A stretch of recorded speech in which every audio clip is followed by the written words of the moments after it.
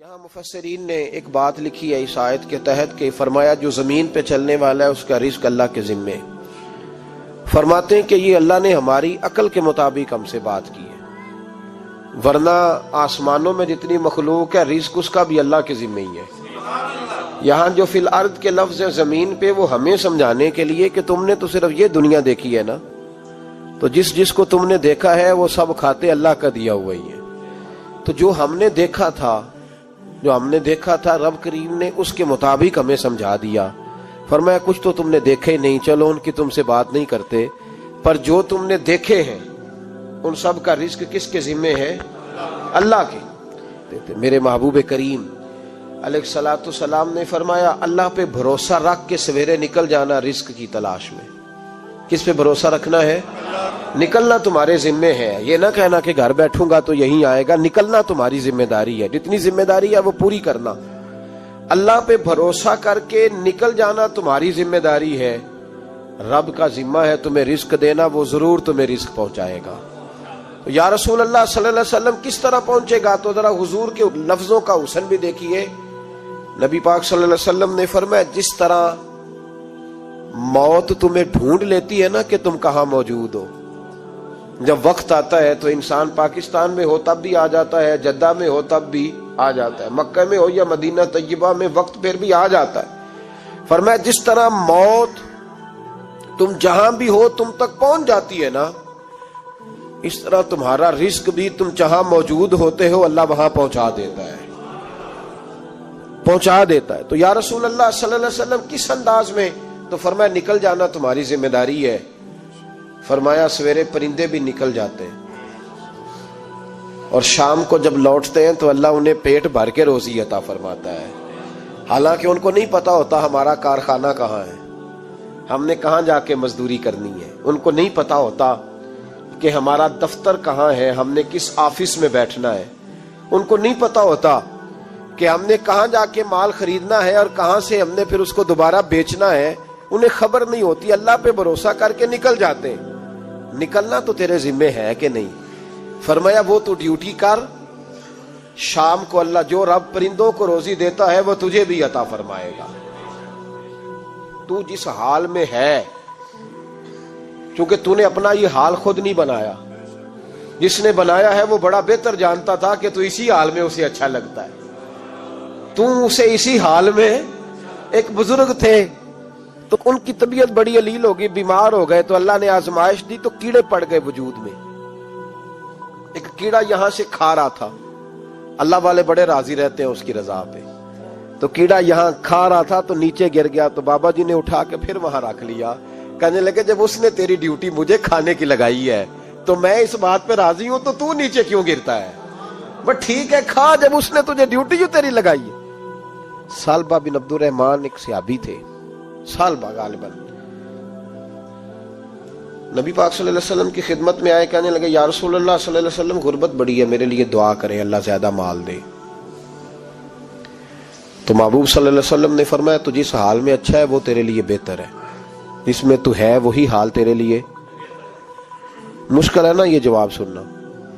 یا رسول اللہ صلی اللہ علیہ وسلم دعا کر دے. تو محبوب نے کیا فرمایا؟ فرمایا تو جس حال میں ہے نا وہ حال تیرے لیے بہتر ہے، اسی میں رہ. کہ نہیں حضور دعا کریں. فرمایا سالبہ تو باز آ جا. حضور دعا کریں. فرمایا تو باز آ جا. 2-3 دفعہ کا ضد کی. محبوب نے فرمایا جا پھر اللہ تجھے زیادہ پیسے دے گا. چند بکریاں خریدی، اتنی برکت ہوئی کہ بکریوں کے ریوڑ بن گئے. پھر کچھ بکریاں بیچ کے گائے خرید لی، ان کے بھی ریوڑ ہو گئے. پھر کچھ اونٹنیاں لے لی، ریوڑ ہی ریوڑ. پہلے 5 وقت مسجد میں آتے تھے، اب فجر اور عشاء رہ گئی. پھر مال زیادہ ہوا تو مدینے شہر میں کوئی جگہ ہی نہیں، مدینے سے باہر حویلی خریدی. پھر جمعہ ہی رہ گیا، جمعے کے جمعے آتے. زکوٰۃ کا حکم آیا. میرے نبی کریم علیہ السلام نے حضرت ابو ہریرہ کو بھیجا. فرمایا جا اسے کہہ تیری زکوٰۃ بنتی ہے 2.5%. تو سالبہ کے پاس حضور نے پیغام بھیجا. پہلے تو کہا تیرے لیے بہتر نہیں مال. جب اصرار کیا تو بڑی برکت ہو گئی، بڑا آیا تو فرمایا زکوٰۃ دے. 2.5% زکوٰۃ ہے. اب جب سوچا کہ 5 اونٹوں پہ ایک بکری جائے گی اور بڑا سارا مجھے دینا پڑے گا، اب جب غور کیا تو یہ تو نہ کہا کہ میں نہیں دیتا، حضرت ابو ہریرہ سے کہنے لگے نبی کریم علیہ السلام کی خدمت میں عرض کرنا کہ میں خود آؤں گا۔ حضرت ابو ہریرہ نے آ کے عرض کی یا رسول اللہ صلی اللہ تعالی علیہ وسلم، حضور وہ کہتے تھے میں خود آؤں گا، تو کہتے ہیں محبوب نے ٹھنڈی سانس لی، فرمایا اسے کہا تھا کہ تیرے لیے مال بہتر نہیں، اب ہلاک ہو گیا، ہائے افسوس ہلاک ہو گیا۔ ان کو بھی تھوڑی دیر کے بعد احساس ہوا کہ یہ میں نے کیا کیا، نبی پاک کوئی کہہ دیا نہیں ہے، حضور کو کہہ دیا بعد میں آؤں گا۔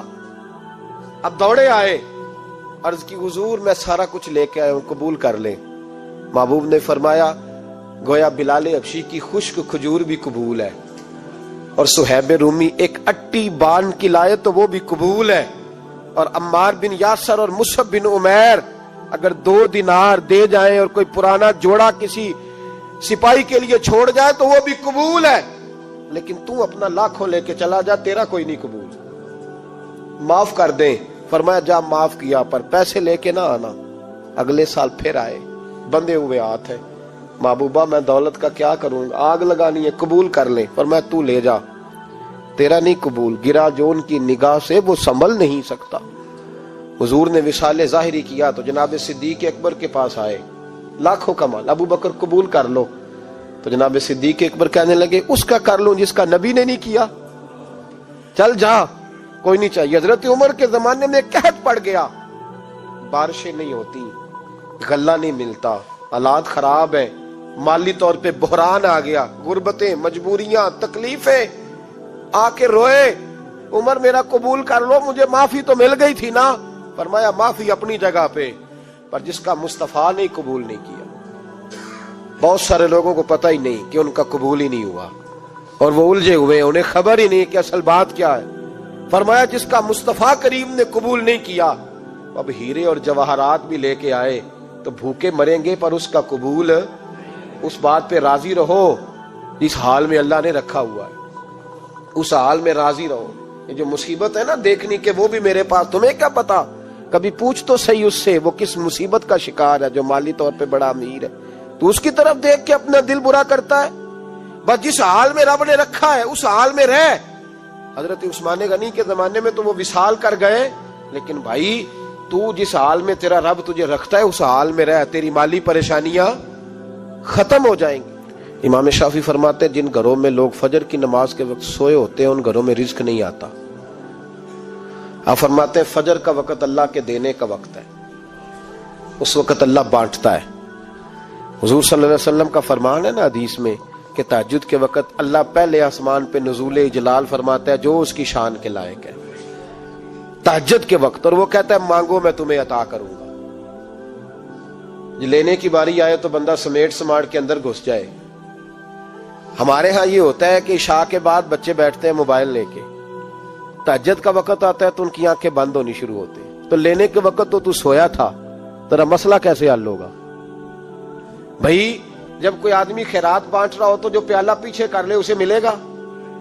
کہتے اس وقت آنا جب میں بانٹ رہا تھا، اب تو کدھر آ گیا ہے؟ مثال دے رہا ہوں۔ تو فجر کا وقت مانگنے کا ہے، تو ساری رات تو گزر گئی گیمیں کھیلتے، ٹی وی دیکھتے، اور جو لینے کا وقت تھا تو سو گیا، تو کیسے آئے گا تیرے پاس؟ تو اٹھے سویرے، بندوں سے مانگ کے دیکھ لیا، بڑی عزتیں خراب ہوئی، فجر کا وقت اٹھ کے جھولی پھیلائے۔ میرے رسول پاک علیہ السلام فرماتے ہیں، رب فرماتے ہیں جب بندے میرے آگے جھولی پھیلاتے ہیں مجھے شرم آتی ہے، کیسے خالی واپس کر دوں؟ تو اس کے سامنے جھولی پھیلائیں سویرے اٹھ کے، رزق میں برکت ہوگی۔ اور پھر ایک اور بات، 5ویں بات، رزق میں تنگی اس وقت ہوتی ہے جب ہم مال غلط جگہ پہ خرچ کرتے ہیں۔ اللہ مال دیتا ہے اپنے فضل سے، اور جب ہم اسے ضائع کریں، مثال دیتا ہوں، میرے پاس ایک شخص نے آ کے کہا حضرت جی بچی کی شادی ہے، یا میرا گھر میں کوئی بیمار ہے، یا بڑی آزمائش ہے، 10,000 کی ضرورت ہے، میں نے تھما دیا اس کو، پھر مجھے بعد میں پتا چلا کہ وہ تو عیاشی کر رہا ہے پیسوں سے، وہ تو چلا گیا کہیں گھومنے اور فلاں ہوٹل میں، مہنگے ہوٹل میں بیٹھ کے کھانا کھا لیا، تو میرے دل پہ کیا گزرے گی اس شخص کے بارے میں؟ بلا مثال و بلا تشبیہ سمجھانے کے لیے اللہ نے مال دیا فضل سے، اور اگر عیاشیوں میں لگا دیا۔ صوفیاء فرماتے ہیں کہ اگر ایک دھیلا تو حرام جگہ پہ خرچ کرے نا، ایک دھیلا، تو 1,00,000 دینار کی برکت تیرے گھر سے اٹھ جاتی ہے، ایک دھیلا حرام جگہ پہ۔ قرآن مجید کی آیت پڑھتا ہوں، رب فرماتا ہے وَمَنْ أَعْرَضَ عَنْ ذِكْرِي فَإِنَّ لَهُ مَعِيشَةً ضَنْكًا، بڑی سخت آیت ہے۔ وَمَنْ أَعْرَضَ عَنْ ذِكْرِي، فرمایا جب تو میرے تذکرے سے، میرے ذکر سے منہ پھیر لیتا ہے، فَإِنَّ لَهُ مَعِيشَةً ضَنْكًا، تو میں تیری معیشت کو، تیرے رزق کو تنگ کر دیتا ہوں، کہ تیری زندگانی تنگ ہوتی، اور جس کی زندگی اللہ تنگ کرے اس کی کوئی کھول سکتا ہے؟ کہتے ہیں بڑی جگہوں پہ گیا ہوں، بڑی پھوکے مروائی، بڑے دم کرائے، حالات صحیح نہیں ہوتے، تو مسجد آ کے توبہ کر۔ وہ کہہ رہا فَإِنَّ لَهُ مَعِيشَةً ضَنْكًا، اعلان ہے قرآن پاک کا کہ جب تو میرے ذکر سے منہ پھیرے گا، روٹی میری کھائے اور پیسے لے کے عیاشی کرے، مسجد آئی نہ۔ حکم تو یہ ہے کہ جتنی جتنی نعمت بڑھتی جائے سجدے بڑھنے چاہیے، لیکن ہم لوگ سجدے کم کرتے جاتے ہیں، فرض نماز بھی نہیں پڑھتے، پھر رزق تنگ ہوتا ہے، پھر اللہ کے عدل کا نظام چلتا ہے، پھر خرابی ہوتی۔ اس لیے یاد رکھیں قرآن مجید نے حکم دے دیا کہ اگر چاہتے ہو کہ رزق میں برکت ہو تو پھر رزق دینے والے کے آگے جھک جاؤ، پھر رزق دینے والے کے آگے جھکو۔ تو مالی پریشانی کا بہت بڑا سبب یہ ہے کہ ہم مسجد کی طرف نہیں آتے، دین کی طرف نہیں آتے، پیسہ ناجائز جگہ پہ خرچ ہوتا ہے۔